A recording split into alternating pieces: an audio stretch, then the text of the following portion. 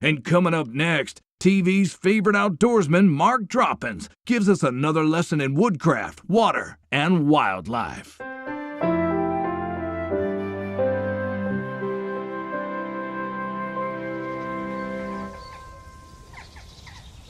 Hello again. Mark Droppings here. And this week we're going to learn more about what animal stools can tell us about the great American wilderness. You see this? I'm holding a pile of beaver droppings in my hand. Of course, beaver droppings indicate that a beaver is somewhere nearby. But they also tell us something about the beaver itself. These droppings have a light brown color and emit an acrid, smoky odor. When I squeeze them with my fingers, these beaver droppings squish. They don't crumble.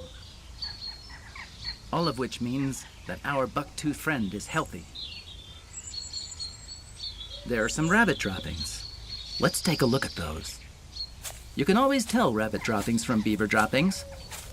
If they're fresh, they emit the faint odor of a newly mown lawn. Wow, that is fresh. Let's see what happens when I squish them between my fingers. Hey! Well, what do you know, folks? Ranger Stan has dropped by. I see him hailing me from across the clearing. Let's go over and see what he has to say.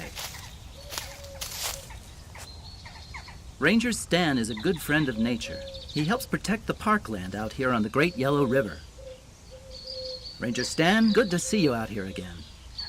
Out here feeling up animal stools again, Mark. I'm doing the show. I'm telling the folks all the things we can learn from... Feeling up animal stools. Yeah, I know. What is this, your 10th episode on animal stools? Well, I don't know. I haven't been keeping count or anything. Listen, Mark, I need to have a word with you back at the cabin. Well, actually, I'm kind of in the middle of recording this thing right now, and I don't know if I can... Come on, Mark, let's go.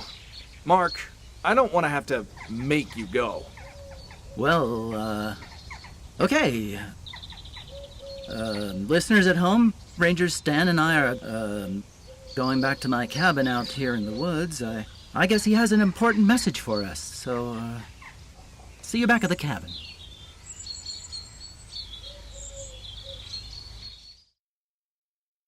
Well, here we are back at my cabin.